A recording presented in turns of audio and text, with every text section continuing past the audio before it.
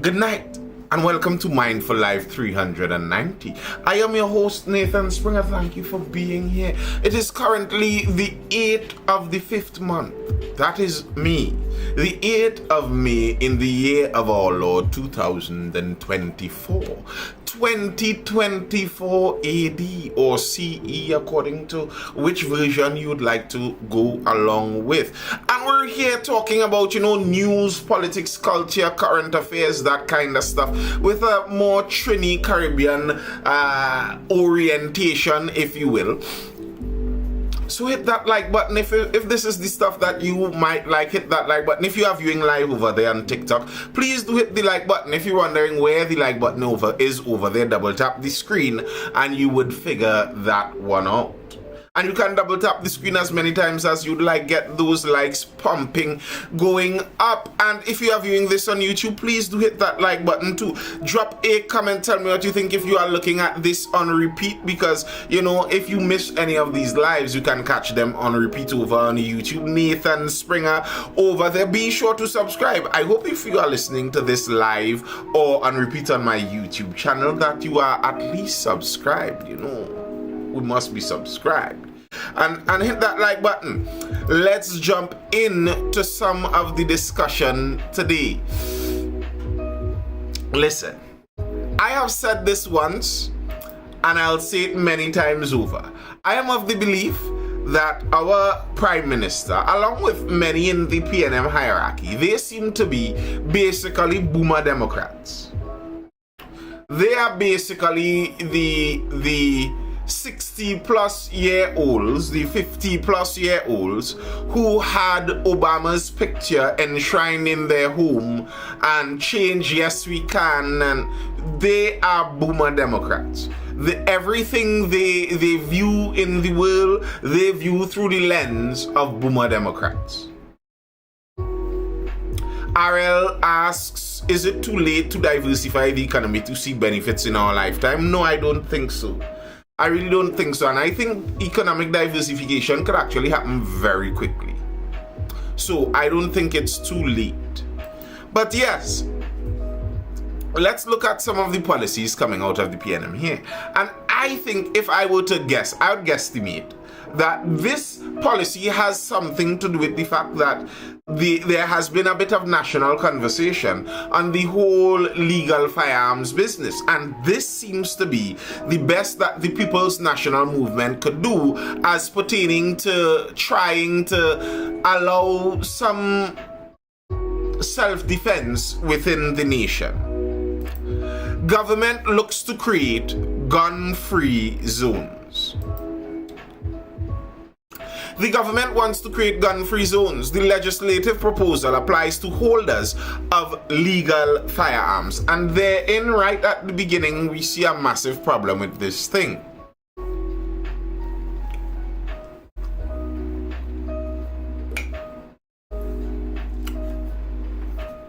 If you are proposing legislation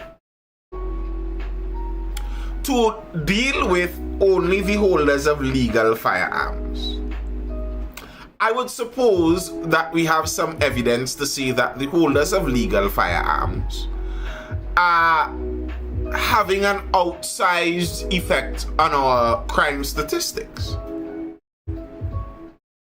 I am yet to be furnished with such statistics. And the way our government seems to have a particular disliking for legal firearm owners, I believe if the statistics existed that showed FUL holders in Trinidad and Tobago were responsible for a large amount of criminal activity, I think those statistics would have been plastered around the nation by now. If approved, it means that people licensed to carry guns won't be able to take them to these gun-free zones, such as schools, banks, medical institutions, government buildings, and bars, among many other places, and it will be an offense for people to violate it. Government is also proposing to repeal the existing Firearms Act and replace it with the Firearms Control Bill, which will include the establishment of a firearm licensing board to assist the police commissioner in granting of permits for guns. As it stands now, only the police commissioner can issue a firearm user's license. I don't know what assistance the commissioner needs. Hey, Nisi, well, trade off your back soon. Good luck. What assistance does the police commissioner need? Is it a too much issue? Is that the issue with firearms right now, that there are just too many applications for the commissioner to deal with? Is that what they're telling us? The issue is a numerical issue. Because I don't know if I believe that. And if the issue is a government policy issue, but of course, Fire Flame, of course. Because our Prime Minister said basically that the refusal to issue firearm user licenses to the general public is government policy. He insinuated as much. He was angered by a High Court judge who attempted to force the commissioner to do her job. He was saying that this is government policy. So if it is government policy and the same government creates a firearms board, what is the board going to do differently?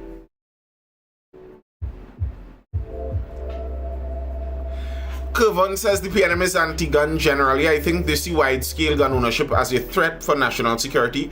I do believe that they are. I believe that they are anti-firearm by and large. And I always like to highlight when I bring up this issue, a significant portion, I may even dare to say a majority, of their own MPs have legal firearms. So, just as with many of the people all over the world who are anti-gun reportedly, they are usually anti-gun for you, but not for themselves, ironically enough.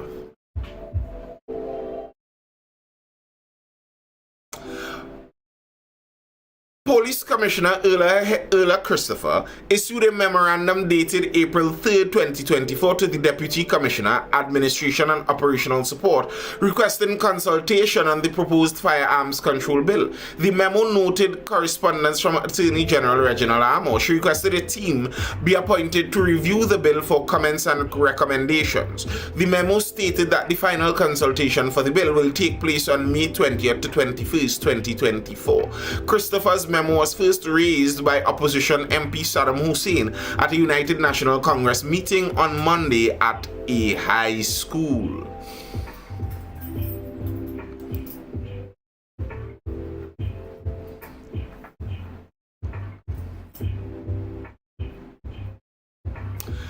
The letter noted that the AG's office held 2 workshops in June and April with key stakeholders focused on reviewing and reforming the Firearms Act. It stated that over the past 3 years, the bill was amended to include the introduction of trafficking in firearms, increasing the penalties through the act, and the use of pepper spray. The Firearms Control Bill was drafted with the UNODC support, said the letter.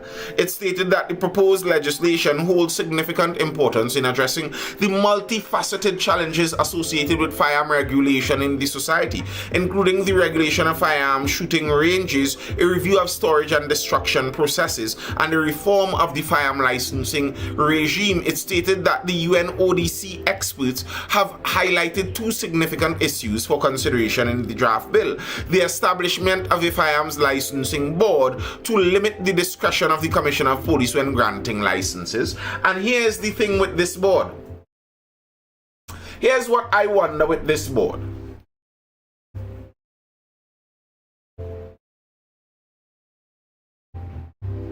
Kermack asks, why are they hell-bent on punishing persons with legal firearms? You'd have to ask our dear leader, Dr. Keith Christopher Rowley, about that. I am not sure.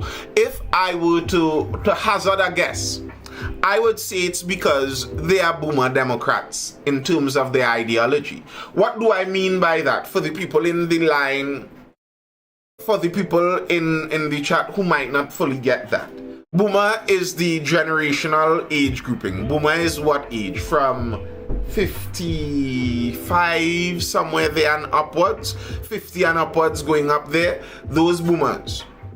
And Democrats are the left-wing party by and large in the United States.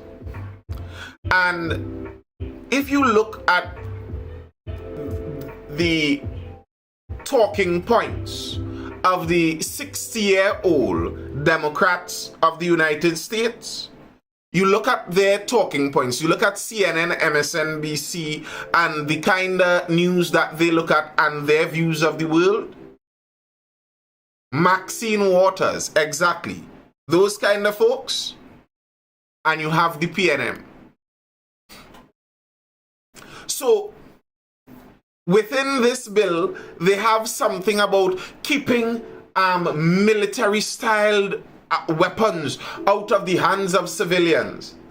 And when you hear that phrasing, if you pay enough attention to US news, you hear Democrat policy speaking back to you. What are you talking about military-style weapons? Is that a problem in Trinidad and Tobago, where we have legal firearm owners out there ripping out AK-47s and assault rifles? Is that a Trini issue? What are you talking about? Prohibiting military-style weapons, from in the hands of civilians? What? What's the relevance of that to Trinidad and Tobago? Because these youth men rolling with 5.56 all the time. ARs are just the mode of the day when it comes to illegal firearms. So now that the criminals start using more rifles, you think it a smart idea to ban rifles from the regular citizens? You got to request, Kramak. I don't understand. Now that we see much more use of rifles and high-powered weapons from the criminals, now is the time that we ban military-styled weapons from the civilians. What's the point behind that? There's no point. It's a party talking point from that we borrowed and took from Maxine Waters and the crew. And that's what we bring down here. Gun-free zones. What? What's the point? UNC says no to proposed Firearms Act. Barataria Sanwan MP Saddam Hussein has said the government should throw the proposed amended Firearms Act in the dust bin because it will only benefit illegal gun owners. Speaking at a UNC meeting on May 6th, he said the government is exposing people to risk. Hussein questioned the need for proposed safe zones, saying criminals will know where people are unarmed. What they're doing is increasing the risk of robbery because criminals will know people's firearms are either at home or in a police station. He asked where licensed firearm holders will secure their weapons in case of trips to the bank, where they might be withdrawing large sums of cash, and in times of emergencies, citing school. Casper says it's to keep the criminals more equipped than the regular citizens. I would hope not. I would like to believe that the government in charge of running our daily affairs in this country is not purposefully handicapping the regular citizens in relation to the criminals. I would hope that's not the case. Now, I understand very much why it feels like that, and it seems like that, and the effect turns out that it effectually is that. But I would hope it's an unintended consequence kind of thing that's happening there, where they believe that somehow they could control the flow of guns. Good evening, Anderson. Where somehow they could control the flow of guns so well that no criminal will get guns, so then nobody needs a gun. But the reality is they cannot. And laws are for the law-abiding citizens. So anytime a government talks about passing laws to stop crime, they are lying to you. Everybody gets that, right? Laws are for law-abiding citizens. So anytime a government tells you anything about trying to fight crime by creating a law or passing a law, understand those people are telling you lies. Because the criminals do not obey the laws anyway. That's why they are criminals. What going on, Crim? Ak?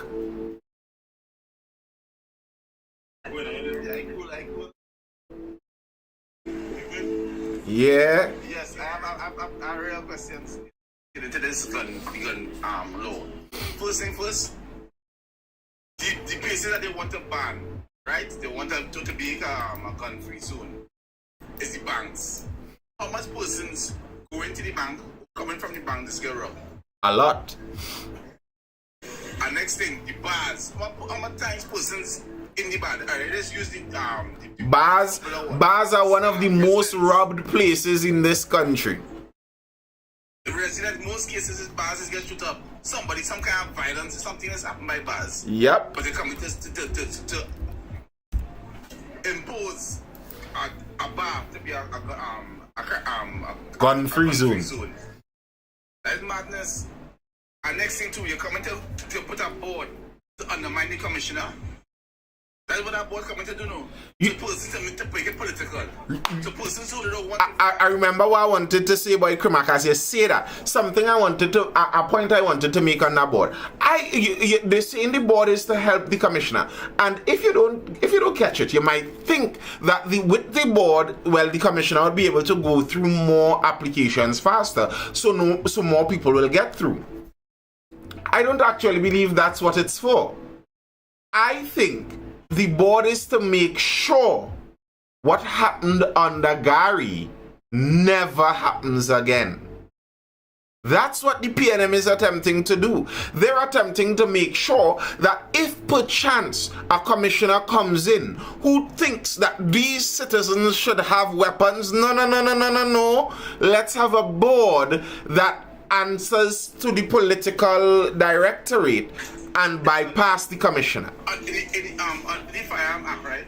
Commissioner is the only person that can take away a firearm. Mm-hmm. So even though if a past commissioner come and issue guns that not supposed to be in civilian hands, she could take it back. She's justified to take it back. And they have done that. About firearms that was given to civilians, who they shouldn't give. She have the power to take it back. Because remember, every year you have to renew this license. Mm-hmm. So she could come and say, no, you are denied. This particular firearm is denied. And she can take back the firearms. But here's what happened, Kermac. Kermac, that is an issue right now because she is doing that, and I think that is government policy. It seems like the government doesn't like the number of people in the society that got weapons, and I think it's like 9,000 according to Fitzgerald Hines. 9,000 out of 1.4 million people, and that's problematic for. They are scared of their leading capabilities. If you are so afraid of your leading capabilities that you are scared to have more than 9,000 people in your society because they might do me something, then you're doing bad things in leadership in the first place. Anyway, it seems like they are not happy with the number of people that got weapons during the Double G stint. What happened under Double G? Reportedly, he allowed a lot more people to get licenses than they intended. And now they are making it, the new commissioner sent out a memo that everyone with a license from before a certain point must now renew their license. You're not getting it auto. You have to go in there and reapply basically. So she's basically cutting their license. They have to reapply and she could say no. Someone in Shogun, was it I remember reading an article, I believe he was a military officer, a regiment officer, who had a license for two firearms, I believe, had his firearm removed by the commissioner. He was taken to the Besson Street station or something like that. They took his firearm and never gave him back. So they are doing that. The problem is those behaviors and actions are resulting in lawsuits. Lawsuits that it does not seem the commissioner is winning. So it could be that the government is attempting to cut that out the far way around. So let it never be that more firearms go out there than we want, and we have to try to take back legal ownership because people will sue us. So let's make sure that we have control at all times. Good night, Willie Bang. Ronnie saying so she talking 7 years for people first time. She want more people in the queue? Well, everybody could be in the queue. You'll just get no answer. Instead of trying to make this whole gun-free zones, but alright, the problem is the firearms, right? Why make these zones and them gun-free? What is the significance of that, Ethan? Even if you want to make new laws, why did you just say whatnot? These laws, these guns are prohibited for civilians or whatever. Why go through all this? I think it is persons already got the firearms and they try to prevent other persons now from acquiring these firearms. That's how I feel it. Bruh, the gun-free zone, as I tell you, I believe the gun-free zone is literally wholesale taken from Democrat policy in the United States. That's what all those old PNM fogies who out there just taking in CNN and MSNBC constantly, they've heard about that over and over, and the gun-free zones and the gun-free zones and the gun-free zones and the gun-free common sense gun control, common sense gun control. We must have gun control, common sense gun control. And they came out and threw this at us, but this makes no sense, especially in our context now. Even in the United States context, I still think it makes no sense, but I understand it more there. When you have a population where the vast majority of people are armed, you attempt to make certain areas gun-free zones because, Even though they have times, right, in these courts and things, in and around the courts, at the time, that came a few years ago, a man came onto the court, you understand, and was gunned down right in front of the court. Mm-hmm.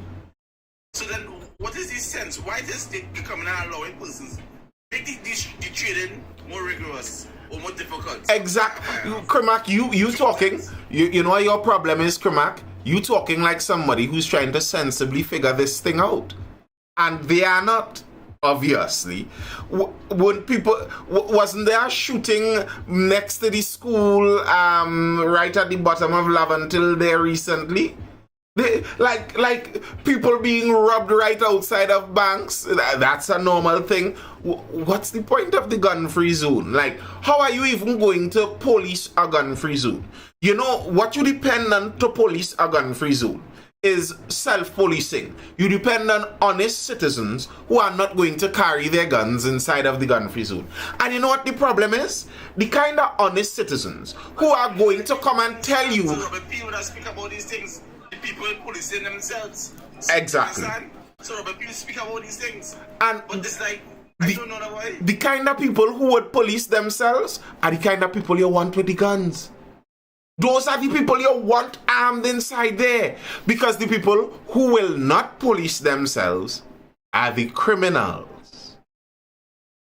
And now, no one in there is armed, maybe except for the officers. So, what's the consequence of that going to be? Is it going to be that now police have to pay extra attention to these gun-free zones to make sure it remains gun-free? Or is it that police are supposed to be able to relax more inside of the gun-free zone because it's supposed to be gun-free? Which one of those outcomes? Because those outcomes are on the opposite end of the spectrum, and I could see both of them being true. Which one are you going to work with? Thanks for having me, Nathan. You're welcome, bro, or anytime, as usual. What kind of thing is that? Why? And I believe that this whole thing, I think it came up partially because it seems like it's going to end up being an election topic. So the PNM would like to see that, they are proposing amendments that will help this. But is it? Ronnie says, let anti-cams come so we can empty the clip. The issue too is you have no assurance that anti-cams is going to do that. Firearm-involved crime is going to increase if you create gun-free zones.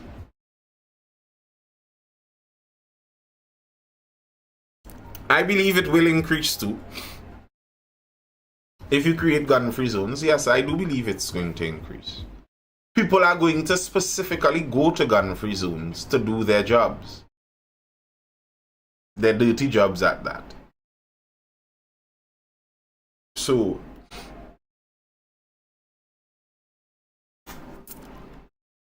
it just doesn't seem like people who are properly thinking this through.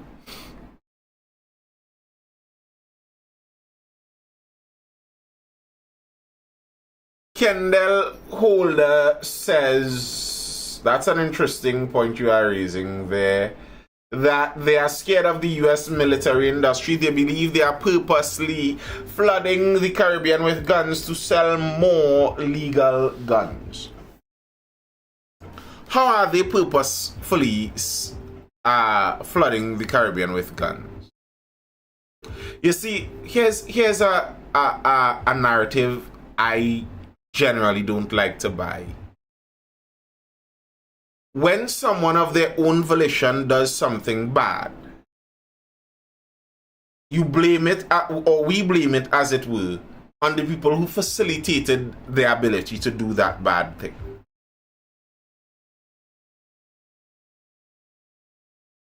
Guns exist in the world. If we end up in a situation where we live in a country where criminals have the majority of the guns and regular citizens don't, I don't see that as being an outside problem. That's not an issue of anybody on the outside sending guns. No, that's an issue of interior governance. That's where that problem is. That's why I consider it ridiculous that Trinidad jumped in with Mexico to sue the US over gun manufacturing. Well, they reportedly flooded it with drugs, not with guns. They didn't need to flood the inner city with guns because they have a Second Amendment. So you're talking about drugs, not guns. And I don't trust the US military industrial complex. But I don't know if they have a plan to make Laventille a Badman hotspot in order to sell legal guns to the 100,000 people who might buy guns in Trinidad.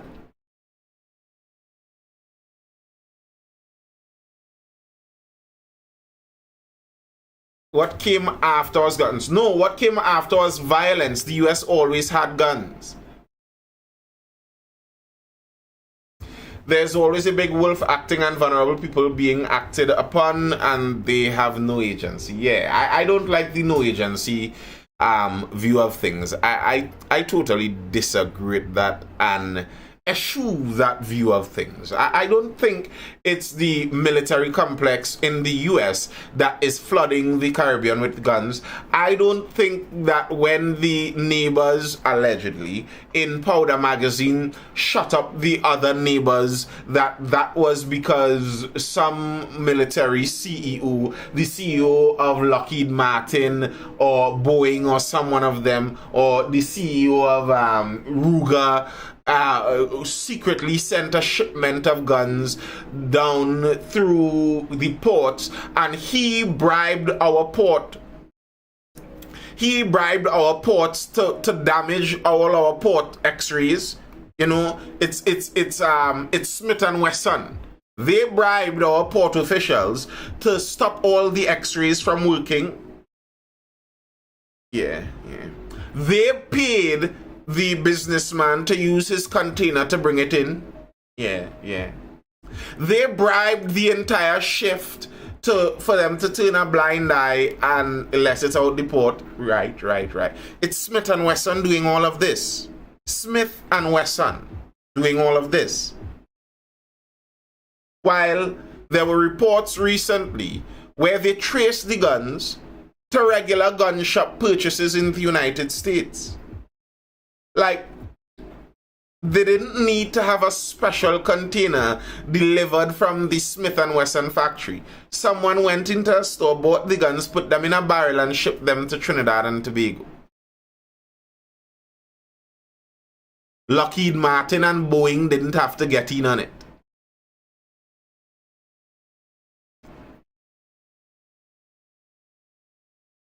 And I don't see that as an issue with who bought the guns. That's not where the issue is. Because you are not going to stop people from owning weapons. That is such, you know, it's such a infantilizing idea.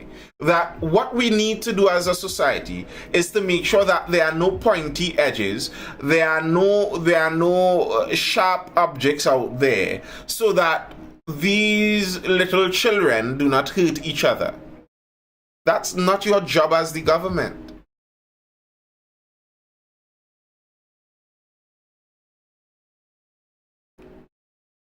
And listen, is it that the government fears an uprising from a militia? I think it isn't that directly, but it is that indirectly. I think no government likes the idea of their citizens armed. No government does. That's why one of the only countries that got away with it was a country that got it put in there during a revolution. So they were throwing over another government, and while throwing over that other government, they stuck that in there just to make sure that they have the ability to keep doing it. It's not something any government likes. If you go through history, right before a government does an atrocity on the people, they make sure they take their weapons for obvious reasons. Like, in a country like Trinidad and Tobago, for example, I don't think the government's road traffic policy would have stood with an armed populace. Because you see, with an armed populace, you don't declare and decree laws and policies. You reason and negotiate them. Because these are independent actors. You don't go out there and say, "Thus says the king that you shall pay the road tax from henceforth," because you could get some pushback. I think our country runs in a very top-down way, and part of that running has to do with not a very armed populace. It's a knock-on from colonialism. It's a knock-on from colonialism where they could come down from the top and say, you know what, your biggest money note by next month mean nothing. Hush him out and change it. That's a gangster move. An armed populace, I don't think, was going to take that. In the United States, I'm sure they have a lot of money laundering and financial crimes. I'm sure. But if you could find a US note from the 1800s, I believe till this day it's still legal tender. Why? Because can you imagine a president in the United States making a decree that all the money that people have stored up anyway is now going to be worth nothing? Who is going to make that happen? Him and which army?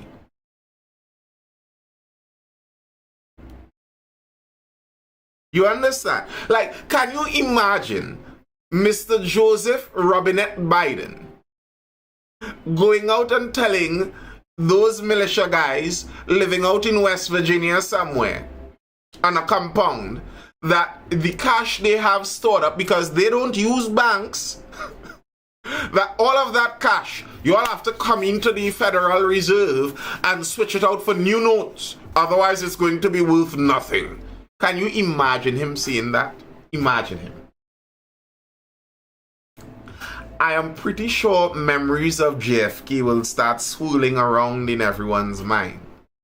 It's not going to go through. But Ronnie says he'll forget halfway through and talk about some crazy thing. Fact. But in the hypothetical. But in a country like Trinidad and Tobago, what do we do? What, like, listen, that move, I consider that move to be just about the height of ridiculousness. That is insane that we did that. To me, I find that insane. And that is a real testament to what fiat money is. Fiat meaning say so. And that is say so money. Say so is not money. Say so, it is money. That is insane. And to me, I think for us, it's not like the TT dollar is really a reserve of any value. But if you were somebody that sought to keep TT dollars as a reserve of value for some strange reason, that thought flew out of your head. Now you know, if you have to keep dollars under your mattress, you have to change it from TT dollars to US dollars, because there are mad people in Trinidad that on a month's notice could tell you it's going to be worth nothing. And if you can't remember where you get every $100 you got over the last decade, they will tell you that you're a criminal.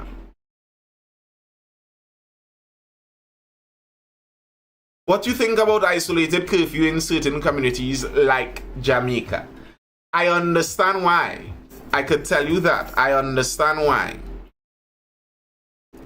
You know, there are two directions I think we could head in from this. The winner of the poetry slam, she spoke of something that went viral for quite some time. More youth than opportunities, National Poetry Slam winner advocates for young people in TnT.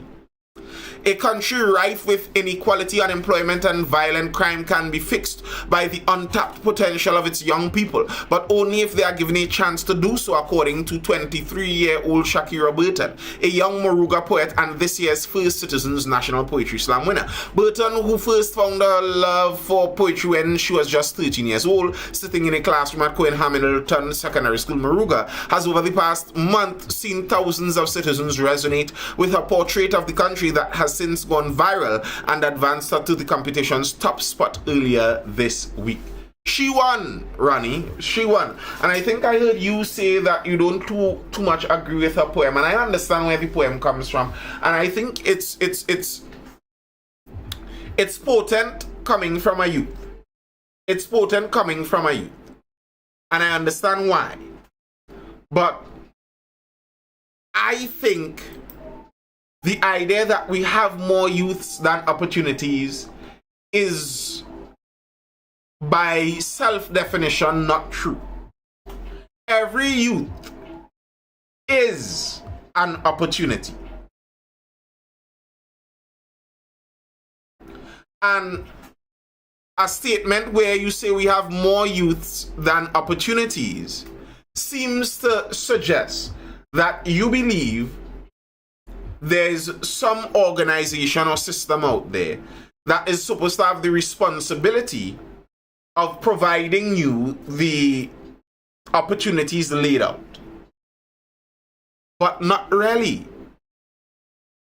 You are supposed to craft your opportunities as you go through. And I think the idea that the government is supposed to create the opportunity for you is wrong. And like, we're in Trinidad and Tobago, we have a lot of people lamenting about, I'm overqualified, and you know, it's hard to find a job in my field, and etc., etc. And I think that's actually a you issue, or your advisors. And the idea that opportunities are supposed to be fully gift wrapped and presented to you upon graduation is a fallacy.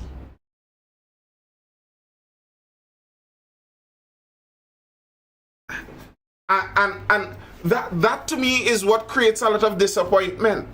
That's why some of those people who graduated with degrees are hurt that they cannot get a job to pay them more than $4,000 a month. They are hurt because they believe they are owed an opportunity based on all that they've done, but that's not really how it works.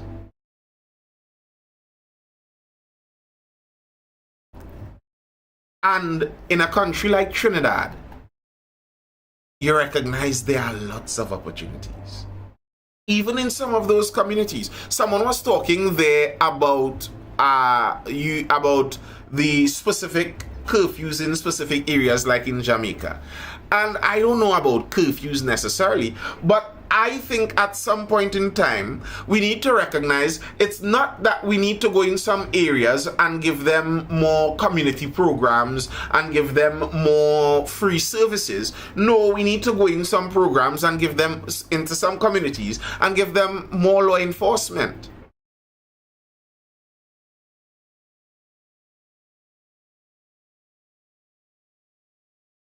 RL Garden has a lot of money in it.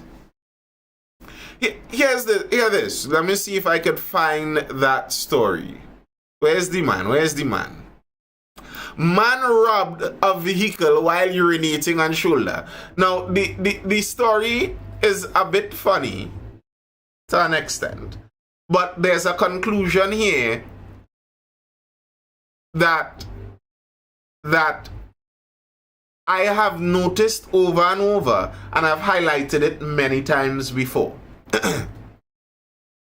An Arima man who stopped to urinate in the vicinity of the Carney cremation site on Sunday morning was robbed of his car by 3 armed men. The victim, who lives at Malabar Settlement, was driving a blue Hyundai Accent west along Carney Savannah Road when he stopped to urinate on the southern side of the road. Police say while standing on the road, a white Nissan Almera stopped and 3 men dressed in black clothing alighted and announced a robbery. One of the suspects reportedly got into the victim's car and continued driving west as the other 2 returned to their car and drove off behind them.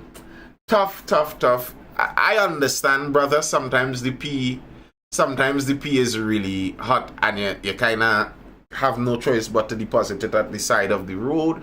And I mean, how you gonna know? Maybe the best thing to do is you lock your car and look to go a little distance from the car to pee, so in case anybody stop, they really seeing 1 + 1. But his car was found. Does anyone want to guess where in Trinidad his car was found? What general vicinity, what general area of the island his car was found?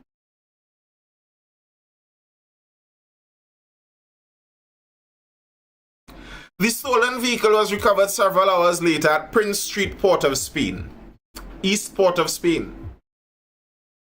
Correct, RL. East Port of Spain. And he was robbed in Carney. This is something that I keep pointing out over and over again. A large amount of the robberies, home invasions, kidnappings, all assortment of different criminal activity that happens throughout the country, when the men are apprehended or killed or whatever by the police, there are very common geographical trends that can be noticed. And should there at some point, should we at some point use those trends in how we fight crime?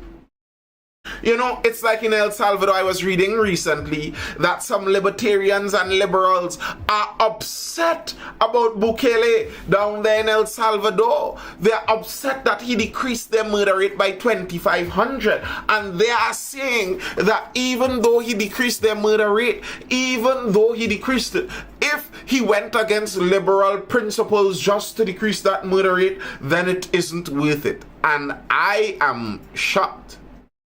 Good night, Shy Guy. That sounds like human sacrifice. Oh, Trini Hotep. If you are telling me that you are willing for 2,500 murders to happen per year just to see that you are a follower of liberal ideology, I would say you are engaging in human sacrifice. You are sacrificing humans to your ideology. You see, Bukele and El Salvador's technique was very simple. If you have in your country a group of people committing the vast majority of crimes, and they are willing to tattoo themselves to identify themselves, should we have to go through the process of innocent until proven guilty and going through the entire legal system to arrest them and put them away? Or can we as a country decide, okay, well, let's arrest the murderers? Like, do we need to follow some grand system that is imparted to us? Or do we need to be pragmatic and do what works? So are we in Trinidad supposed to constantly do policing and crime fighting as if all communities in Trinidad are equally responsible for all the different types of crime?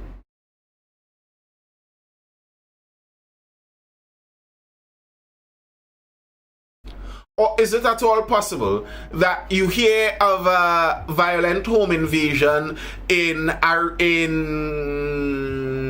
Caroni, as this crime was, and you could by default block the entrances into East Port of Spain, and you are within a reasonable degree of certainty going to find the suspects coming home?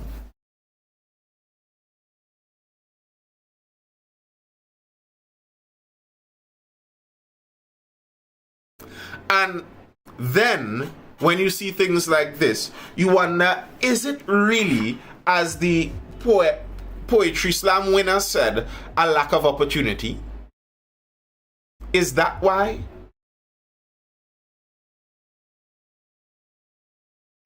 Or is it that some communities hold on to a criminal culture?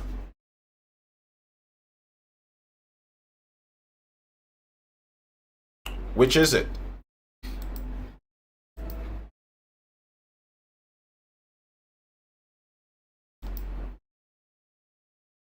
And you know, on the note of freedom and how our government was able to just, on a moment's notice, flip the money. Well, you're going to hear that now, Tallest. Let's jump into this other article. St. Lucia PM cautions on banks going cashless.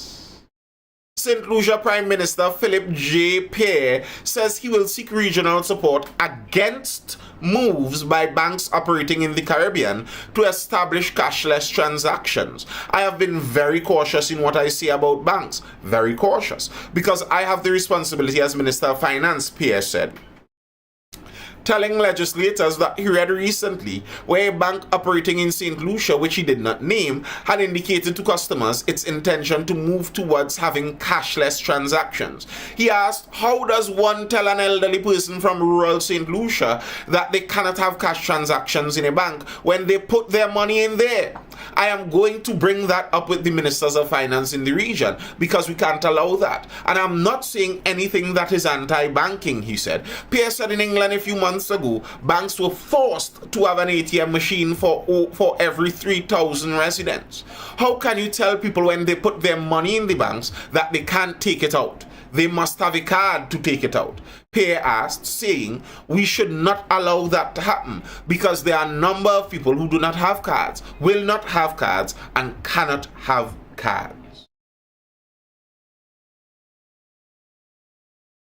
Pierre said he wanted to urge the unnamed bank to re-examine that policy. He said another disturbing situation is the banks demanding from vendors at tourist arcades and taxi drivers proof regarding their source of income when they come to change United States currency. Sometimes vendors, taxi drivers go to the banks with $200, $300, $400 US, and they want a source of funds. Do you know that doesn't happen in the banks in the US? And the argument against that is money laundering. A vendor in the arcade will launder $200 US.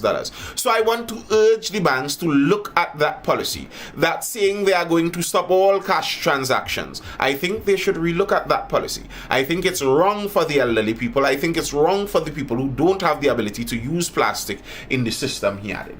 And I don't think it's just on the elderly. I think just in principle it's wrong. I think if I put cash into a bank, you should be giving me cash back. And I don't think it's your choice to turn my cash into cashless. That should be a service that I decide I want.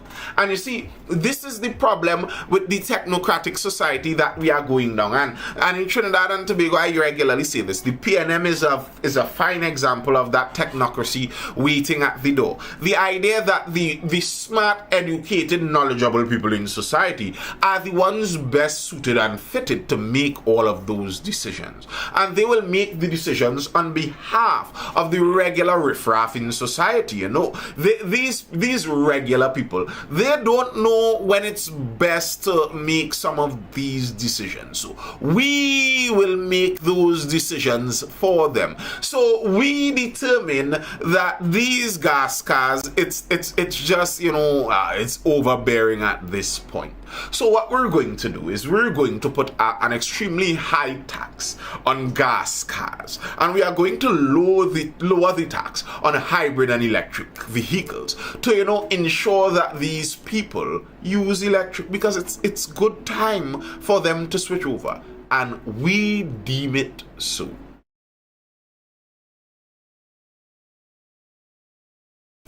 These people are too attached to cash, and you know there are so many problems with cash. There's crime and criminality, as if there isn't crime and criminality in the cashless systems. But no. We must make the decisions on behalf of these people. So cashless it is, and I think that's not good business. And as I regularly complain with the banks are no longer on a customer business relationship, you know. The banks don't need to keep you as a customer because the laws have been set up in such a way that you are forced to be a customer. It's like the insurance companies. Insurance companies play the fool as much as they do because the laws force you into them. It's not a free market fight up for your customers kind of business going on here. It's a, you all have to come in here and use my service. So you take it as you get it.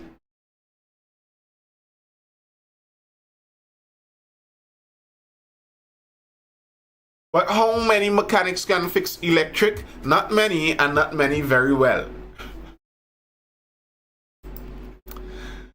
And the thing is, it's not even, it goes without saying that this is an assumption that these people have.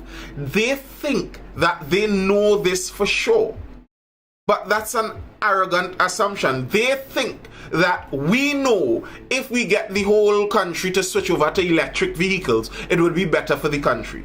That's an assumption. Many of the times we figure out over and over that many of these experts that make these grand general assumptions, give it a little time and you recognize, whoops, they don't know. AstraZeneca, you do know that they are having a global recall now. I remember I was having a discussion with a guy, a friend of mine, back during the whole COVID bacchanal, and this boy is tagging all of his all his friends who are studying medicine. This one just graduated medicine. This guy is a doctor, you know. Listen what this guy is saying, and you all think that AstraZeneca could call, and watch now. They were sure, you know. They were sure. And watch now. And that's the problem with the technocracy. The technocracy takes as fact the assumption that the technocrats always know what they're doing and they are able to predict what's going to happen. But prediction is an extremely difficult thing to do. We cannot weigh all of the facts in our minds. That's why no centrally planned economy has ever worked. We cannot predict those things. I was looking, there was a recent prediction. There's another prediction in the news recently. Let's see if we can find that. TnT has 11 more years of gas at current usage. Up to 20 more years of probable resources, says Young. TnT has 11.49 trillion cubic feet of natural gas under contract to be developed at the end of 2022. Energy Minister Stuart Young told a news conference yesterday addressing the public discourse of the natural gas audits for the years 2021 and 2022. Young said with gas usage at just under 1 trillion cubic feet, so by projection, if you have 11 and you have the 11 years, and they go through the processes of the predictions and such and such and such. And I was looking at so many people online having discourses based on these predictions like we know that for sure. And we don't.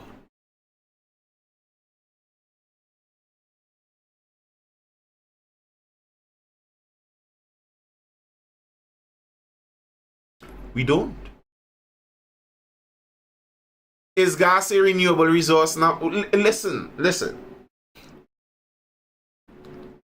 We still do not 100% get the whole production of oil and gas business and the science behind it. We don't know. Technology evolves. At one point in time, shale gas and shale oil wasn't a thing. Now it is. We are able to drill deeper for cheaper. We don't know. Now, this isn't to discredit science and discredit knowledge and discredit the technocrats and the experts. No. But it's to put the limitation on them. And the limitation should be that they aren't allowed to make grand general policies and implement them, forcing them over the general public based on their predictions, because we don't actually know. And your predictions are not as solid as you think they are.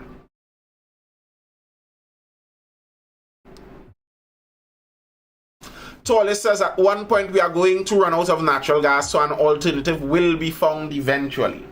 Are you sure about that? We aren't even sure about that now.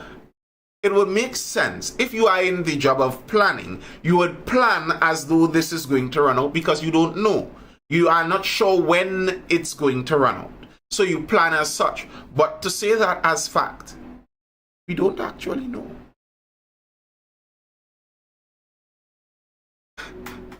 Yes, I do read Sowell.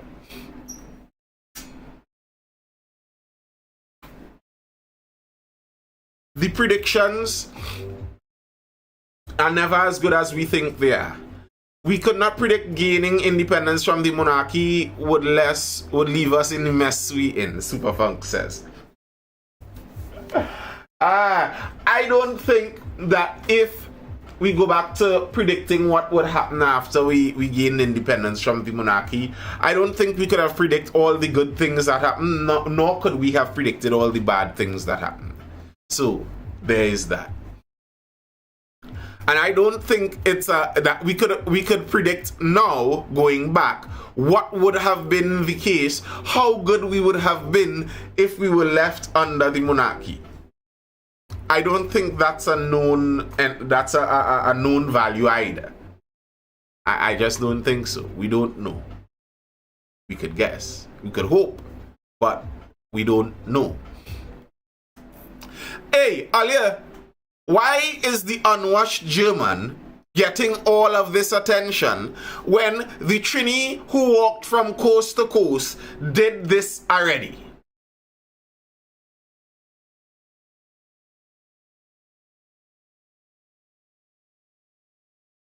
Among the first Trinidadians to walk from Icacos Point to Galera Point, Toco, is Suds Road resident Mark Hippolyte. 58-year-old Hippolyte has been walking throughout Trinidad for the last 10 years and recently added Tobago to his list.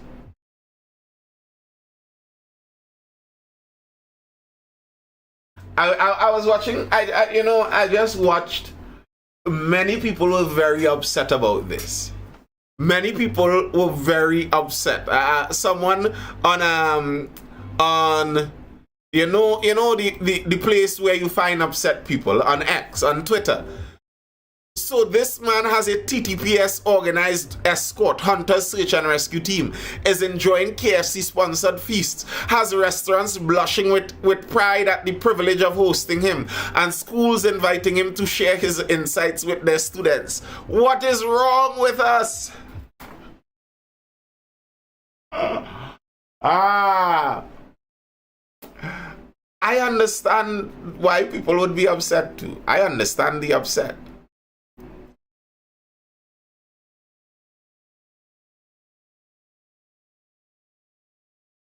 I understand why people would feel upset.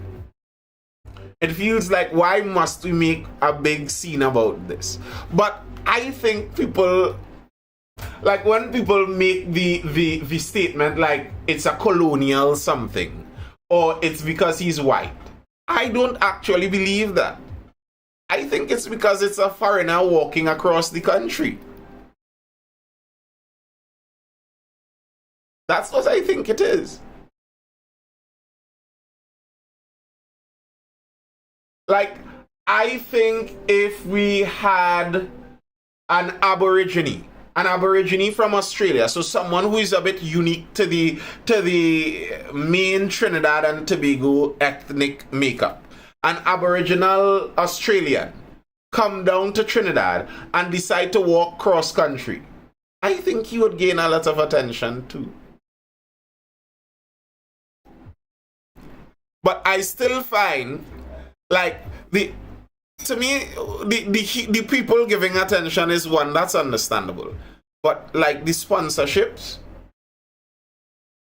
how you can sponsor him and y'all never sponsor the local fella. I remember when this local man was walking and they robbed him and they beat him.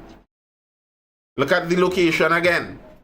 Mark Hippolyte, man, walk all around Trinidad. He walking good. He have a little money in his pocket, a little Samsung phone, and some hops bread. Everywhere he walking Trinidad good, he bounce up beta man. They rob him.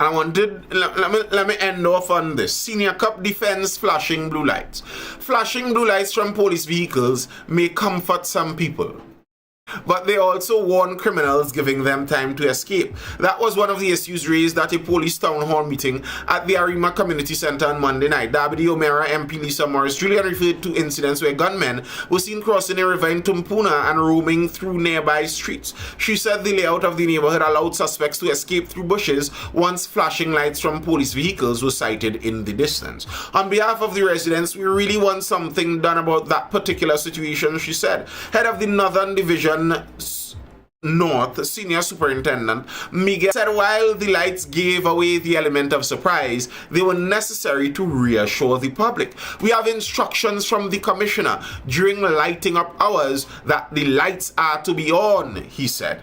I think we value prevention rather than cure, and it's a measure for one to ensure persons in the community see that we are around, and the effect of having people being alerted that we are coming is a byproduct. But you have to look at the greater good. A person might get away, but the public will feel safe.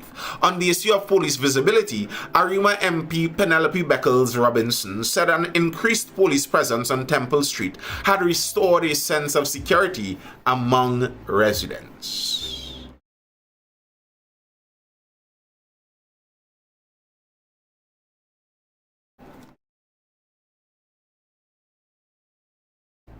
Do you buy that?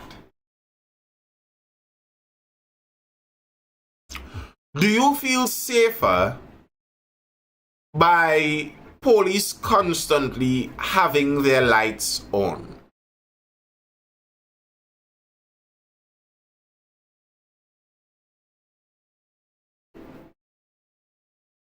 I don't know if I buy that.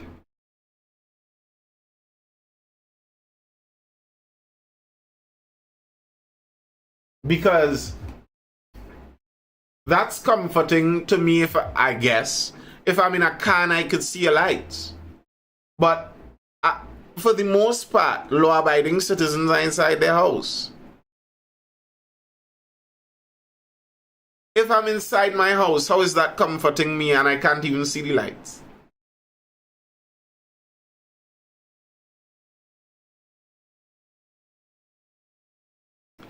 And when I'm driving, as many people highlight, it's just blinding really and truly. And to me, it's nearly like a gun-free zone. To go back to the start of the night, it's nearly like a gun-free zone kind of idea, where I think it's an announcement to the criminals. So, when police have their lights on constantly, the criminal could plot your route. They are seeing you 5 streets down. They see you turn the corner onto 6th Street. They know that that patrol is going to take a half hour to get back from where they're going now to here. So actually, you are making it easy for them to map out their activities.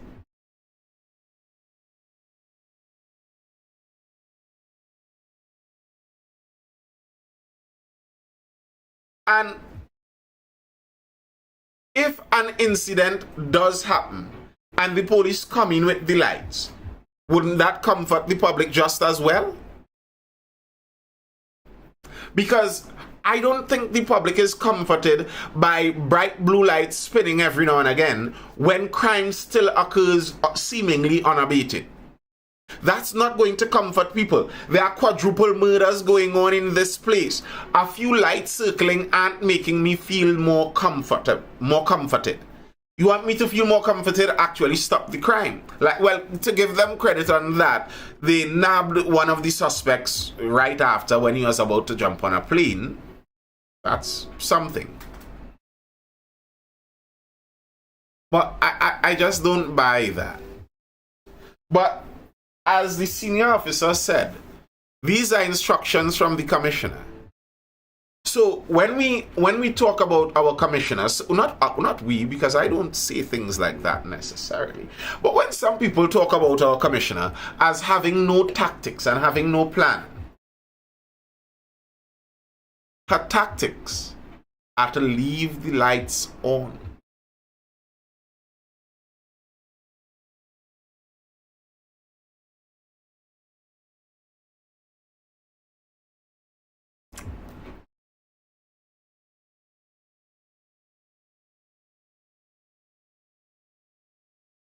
Master tactician, you're worried about solving crime. Those lights on.